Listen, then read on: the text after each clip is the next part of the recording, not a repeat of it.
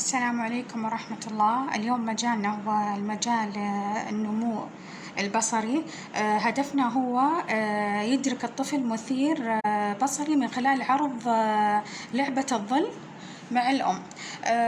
يكون الغرفة مظلمة وبس حاط الفلاش أو إضاءة ثانية على الجدار، وتعرضي أي شيء، أي وسيلة عندك، لعبة، قصاصات ورقية تقصيها على شكل نجوم، شكل أشكال هندسية، شخصيات، الشكل اللي حابة، وتعرضيه على الجدار بحيث إنك تحاولي تلفتي انتباه الطفل. شوف يا ماما إيش موجود على الجدار، الله حلو جميل، مع تحريك يمين ويسار وفوق وتحت. وحاولي إنك تحطي يد الطفل قريبة من الظل، يحاول إنه يتبع الظل بيده وبنظرة، حاولي تلفتي انتباهه.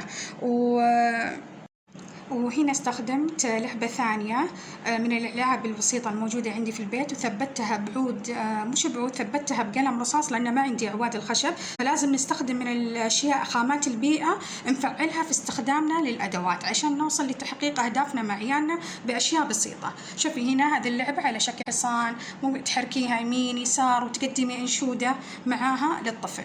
وفي شكل آخر عندنا هنا دائرة، تحركيها تدوريها تنشدي معاه دائرة، يلا يا ماما حط يدك على الجدار، مع التشجيع والتصفيق، وإن شاء الله ربي يكتب لكم الأجر في كل تعب تتعبونه مع عيالكم يا رب العالمين.